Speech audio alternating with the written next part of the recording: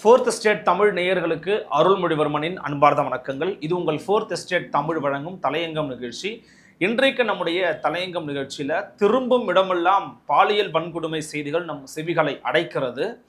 அதிலும் இல்லாமல் அதில் ரொம்ப குறிப்பாக பார்த்தீங்கன்னா அந்த ஒவ்வொரு வன்கொடுமை சம்பவங்களும் ஒவ்வொரு விதமாக ஒவ்வொரு வயதில் இருக்கக்கூடிய பெண்களுக்கு அரங்கேறுவது அப்படிங்கிறது கிட்டத்தட்ட நெஞ்சை பிழிகிறதுனே சொல்லலாம். காரணம் என்ன அப்படின்னா 7 வயதிலிருந்து 70 வயது வரைக்கும் இருக்கக்கூடிய பெண்கள் பலருக்கு தொடர்ச்சியாக இதை போன்ற பாலியல் வன்கொடுமை சம்பவங்கள் அரங்கேறுவது அப்படிங்கிறது உண்மையிலேயே வருத்தத்திற்குரிய, வேதனைக்குரிய, அதிர்ச்சிக்குரிய சம்பவங்களை நம்ம பார்க்க வேண்டியதாக இருக்கிறது.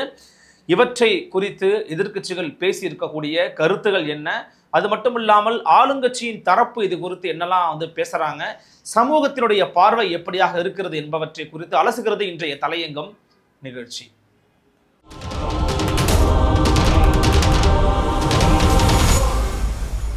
நிம்மதி ப்ராப்பர்ட்டி மேனேஜ்மெண்ட். கான்டாக்ட் 7667008999. நலம் தரும் நல்லார் சித்த மருத்துவமனை. இதய நோய், சர்க்கரை நோய், பக்கவாதம், சிறுநீரக பிரச்சனை, தண்டுவடம் மற்றும் மூட்டு பிரச்சனைகளுக்கு மிகச்சிறந்த மருத்துவமனை. கிருஷ்ணகிரி, சென்னை மற்றும் மதுரை.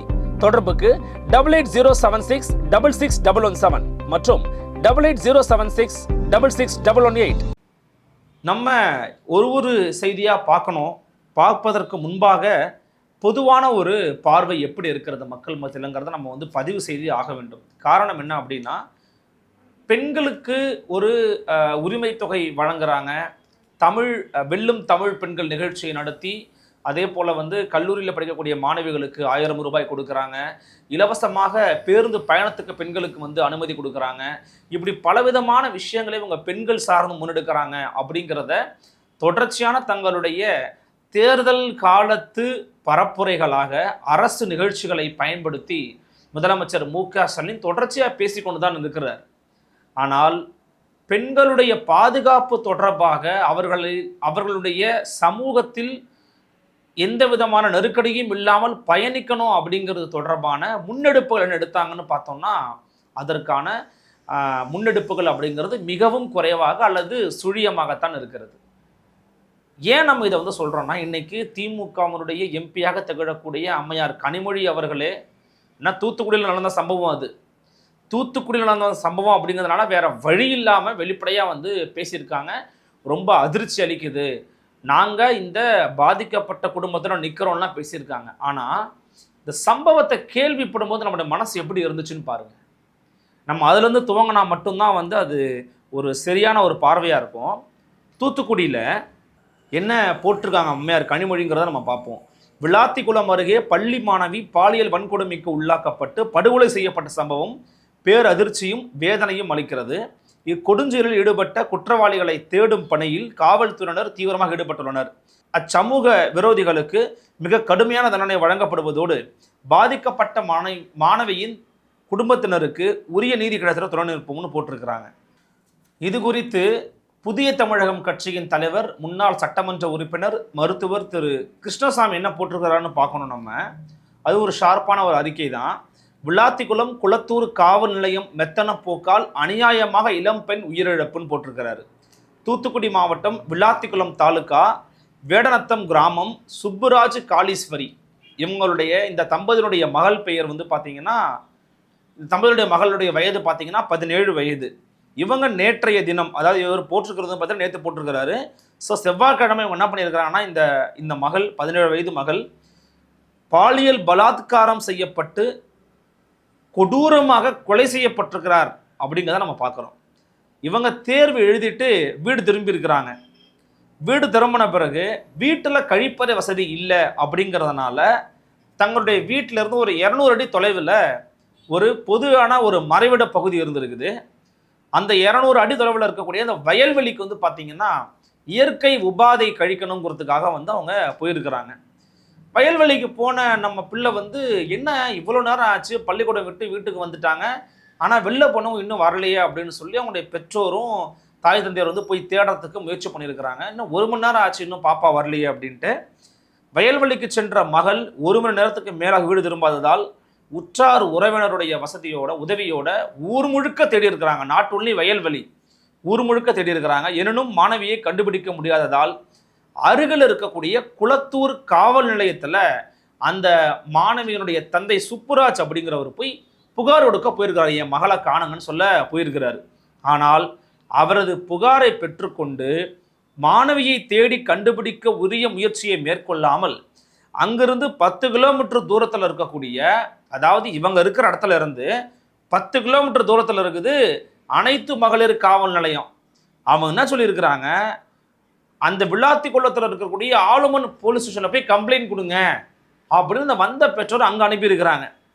விளாத்திக்குளம் மகளிர் காவல் நிலையத்தில் மாணவியின் பெற்றோர் அவங்கள அவமரியாதை செய்யும் வகையில் பேசியதோடு போயிட்டு காலைல 10 மணிக்கு வாங்க போங்க அப்படின்னு பாதிக்கப்பட்ட மாணவியுடைய பெற்றோரை விளாத்திக்குளத்தில் இருக்கக்கூடிய ஆளுமன் போலீஸ் ஸ்டேஷன் வந்து ட்ரீட் பண்ணியிருக்கிறாங்க.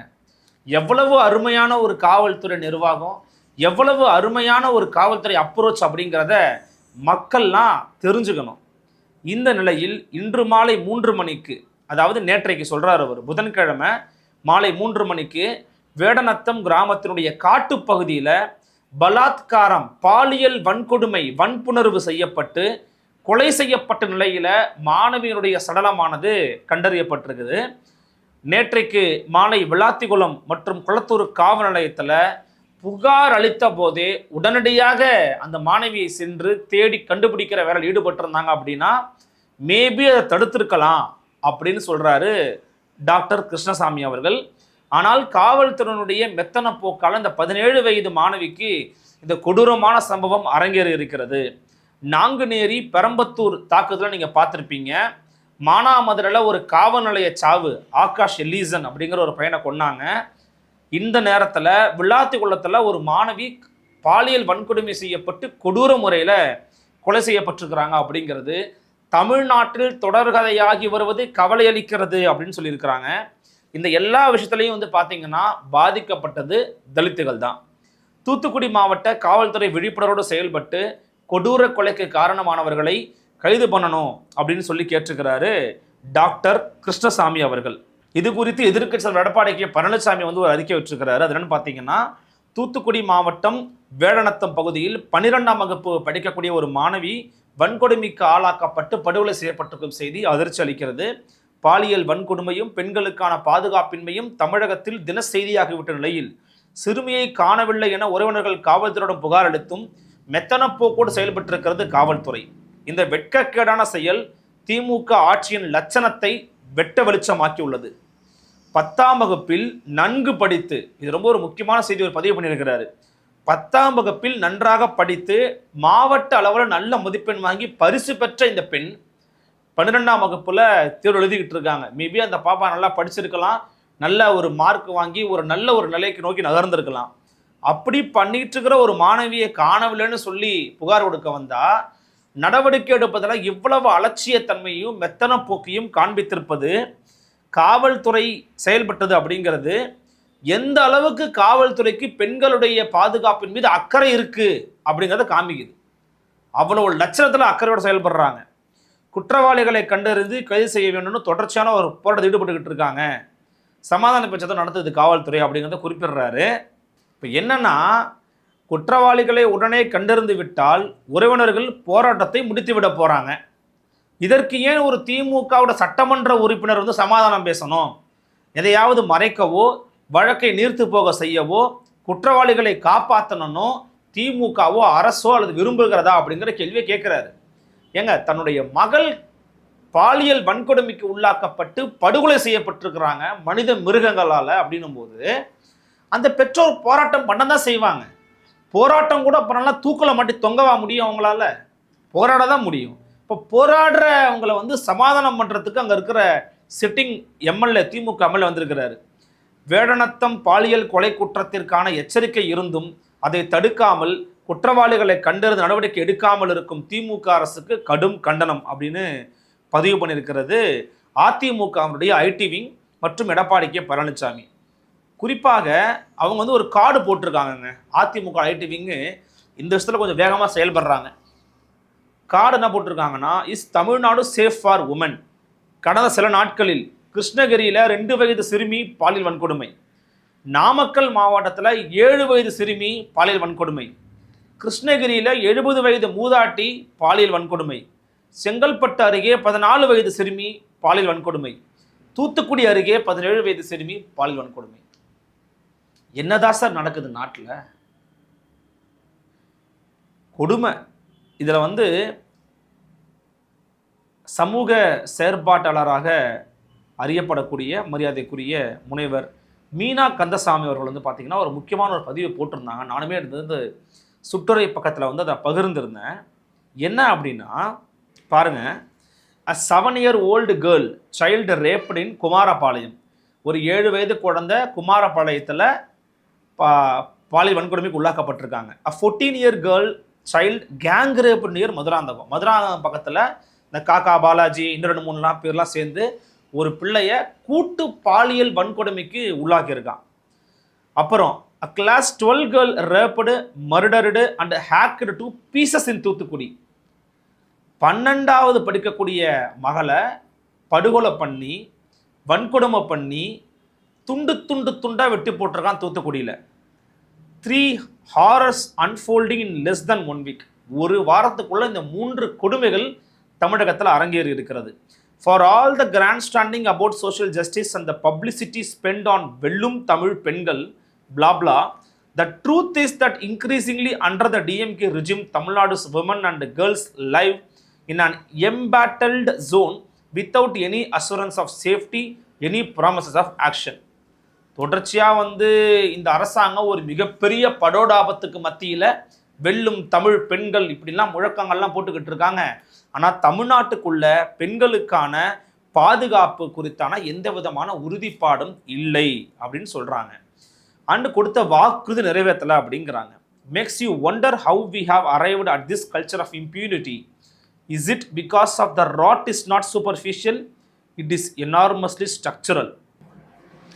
இந்த மாதிரி நிகழ்வுகள் நடத்தி தண்டனையிலிருந்து தப்பிக்கக்கூடிய இந்த நிகழ்வு புதுசு கிடையாது. இது இன்னைக்கு ஒரு மேலோட்டமான அழுகல் கிடையாது, இது ரொம்ப ஆழமானது அப்படிங்கிறாங்க. The same police force that murders innocent young Dalit men in custody cannot and will not protect a child playing outside her home. அதாவது இந்த சேம் போலீஸ் ஃபோர்ஸ் தான் ஒரு தலித் மென்னை கஸ்டடியில் கொல்லக்கூடிய இந்த போலீஸ் மென்னால் வெளியில் ஒரு சாதாரணமான ஒரு வீட்டு வெளியில் விளையாடிக்கிட்டு இருக்கக்கூடிய ஒரு குழந்தைய பாதுகாக்க முடியாமல் இருக்குது. The answer to power not to people. அவங்க அதிகாரத்தில் இருக்கிறவங்களுக்கு பதில் சொல்கிறாங்களே தவிர மக்களுக்கு பதில் சொல்ல கடமைப்பட்டவர்கள் அல்ல. அதை சொல்லவும் மறுக்கிறாங்க. மிக முக்கியமாக காவல்துறை கட்சிகளை காப்பாற்ற போராடுகிறதே தவிர மக்களை காக்க போராடுவது கிடையாது அப்படிங்கிறாங்க. The police spends time arresting YouTubers instead of maintaining law and order. சமூகத்தில் குடிக்கிறான், கொள்ளடிக்கிறான், பாலியல் வன்கொடுமை பண்ணுறான், கொலை பண்ணுறான், மோசடித்தனம் பண்ணுறான், மக்களை ஏமாத்துறான், சுரண்டான், அவனெல்லாம் விட்டுவிட்டு அவனால் ஏற்படக்கூடிய சட்டம் ஒழுங்கு பிரச்சனையை தட்டி கேட்க துப்பில்லாத அந்த காவல்துறை அதிகாரிகள் யூடியூப்ல உட்காந்து 4 பேர் 4 வார்த்தை பேசுகிறான்னா அவனை கண்டிக்கிறாங்க அப்படின்னு சொல்கிறாங்க டாக்டர் மீனா கந்தசாமி. அதில் தான் நேரத்தை ரொம்ப செலவிடுறாங்கன்னு சொல்கிறாங்க காவல்துறை. They have also discovered how to troubleshoot every criticism by deploying some shortened tactics. எப்படின்னா எப்படி இது போன்ற விவகாரங்கள் வரும்போது இந்த ட்ரபிள் ஷூட் பண்ணுறாங்க, எப்படி மனைமாற்றம் பண்ணுறாங்க அப்படின்னு பார்த்தீங்கன்னா, go to Bihar, go to Manipur, போ பீகாரை போய் பார், மணிப்பூரை போய் பார் அப்படின்னு ட்ராக்கை மாற்றுறாங்க. You are a red rainbow blue Sanghi, நீ ஒரு சிகப்பு சங்கி, நீ ஒரு நீல சங்கி, இன்னும் அந்த 7 வனத்தில் இருக்கிற எல்லா வனத்தையும் சொல்லி சங்கி அப்படிங்கிறாங்க. If you R criticise DMK BJP will come in. அப்புறம் ஆஃப் பை, நீ திமுக திட்டினா பிஜேபி வந்துடும், நீ ஒரு அறவேக்காடு. இந்த மாதிரியான விஷயங்களை பேசி பேசி பேசி சமூகத்தில் நடக்கக்கூடிய குற்றங்களை மனைமாற்றி கொண்டிருக்கிறது திமுக மற்றும் காவல்துறைங்கிறாங்க doctor Meena Kandasamy. Offline a DMK functionary raped and killed a 2-year-old child. That is just the creamy daily crime. ஆஃப்லைனில் திமுக காரரு ஒரு 2 வயசு பிள்ளைய வன்கொடுமைக்கு உள்ளாக்கி கொலை பண்ணியிருக்கிறாரு. இது ஒரு பக்கம் இருக்குது. ஆன்லைனில் பார்த்தீங்கன்னா sitting minister who heads the party's IT wing presides over a troll army that celebrates the harassment and assault of women. IT wing minister, IT wing யார் பார்த்துக்கிறாங்க? மரியாதைக்குரிய தொழில்துறை அமைச்சர் TIB ராஜா பார்த்துக்கிறாங்க. அவர் தலைமையில் இயங்கக்கூடிய இந்த ஐடி விங்கு பெண்களுக்கு எதிரான வன்கொடுமைகளையும் தகுதல்களையும் நல்லா ரசிக்கிறாங்க அப்படிங்கிறாங்க. The chief minister personally writes obituaries for abuses. The message from the top is women don't matter. The chief minister personally writes obituaries for abusers. The message from the top is women don't matter. முதலமைச்சரே வந்து அவங்களுக்கு சாரிங்க அப்படிங்கிற மாதிரிலாம் கடிதம் எழுதிக்கிட்டு இருக்கிறாரு. இது வந்து உமன் பெண்கள் நமக்கு ஒரு பொருட்டல்லன்ற அந்த கட்சியின் மனநிலையை காமிக்குது அப்படிங்கிறாங்க. This is not negligence but rather a silent enabling of every misbehavior as long as someone is a DMK party loyalist. When the party rewards abusers and the state machinery punishes Dalits, when they put women and children in the way of rape and murder, we cannot look at it as a mere lapse. அதாவது தலித்துகளுக்கு எதிரான வன்கொடுமை, அவங்கள வந்து குறி வச்சு attack பண்ணுறது, பெண்கள் வந்து பால் வன்கொடுமைக்கு உள்ளாக்கப்படுறது, பெண்களுக்கு எதிராக பேசக்கூடியவர்களை இந்த அரசாங்கத்தினுடைய ஆதரவாளர்கள், கட்சியினுடைய ஆதரவாளர்கள், போர்வழி இயங்கக்கூடியவங்க, அவங்களுக்கு வந்து இந்த அரசாங்கம் பாதுகாப்பு கொடுக்கறது, இதெல்லாம் வந்து ஒரு சின்ன லேப்ஸ்லாம் கிடையாதுங்க. This impunity must end. இந்த விஷயத்துக்கு ஒரு முடிவு கட்டியே ஆகணும். If you are going to be inspired by a Periyar and is ideals of women's freedom, we must start addressing these concerns. நம்ம உண்மையிலேயே பெரியாரோட கொள்கைகளை முன்னிறுத்துகிறோம், உள்வாங்கிக்கிறோம் அப்படின்னா இந்த பிரச்சனை நம்ம அட்ரஸ் பண்ணணும். We cannot allow our fight against one type of fascism to strengthen another kind of fascism. ஒரு ஃபாசிசத்தை எதிர்ப்பதற்காக இன்னொரு ஃபாசிசத்தை ஆதரிக்க முடியாது, நம்ம இதே சேர்ந்து இருக்கணும் அப்படிங்கிறாங்க டாக்டர் மீனா கந்தசாமி.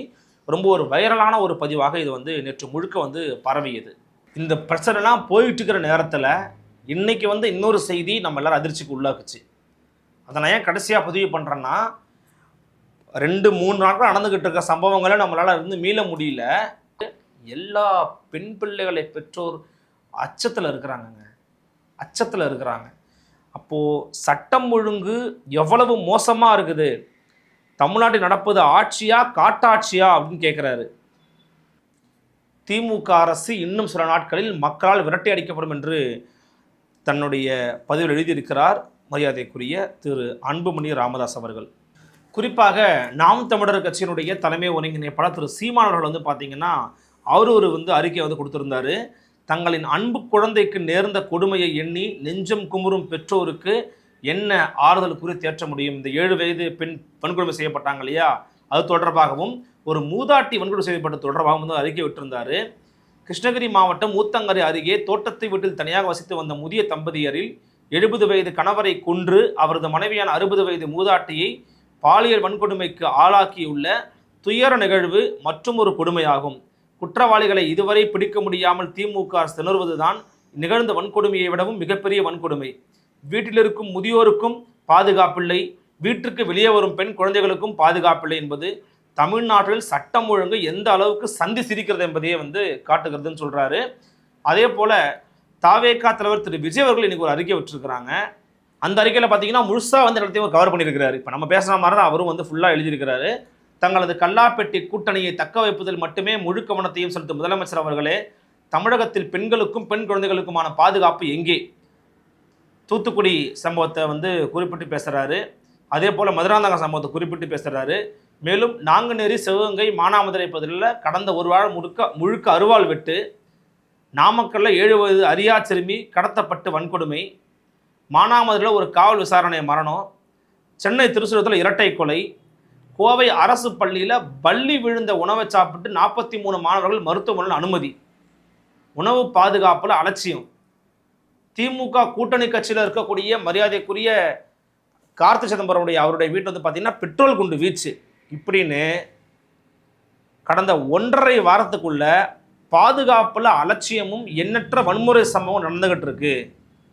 தன்னுடைய ஆட்சியில் தமிழகமே பெரும் கொடுமைக்கு உள்ளாகி இருப்பதை கண்டுகொள்ளாமல் தங்களது கல்லாப்பெட்டி கூட்டணியை தக்க வைப்பதில் மட்டுமே முழு கவனத்தை செலுத்திய ஒரு முதலமைச்சர் அவர்களே, தமிழகத்தில் பெண்களுக்கும் பெண் குழந்தைகளுக்குமான பாதுகாப்பில் கவனம் செலுத்தாது ஏன் அப்படின்னு கேட்டிருக்கிறாரு.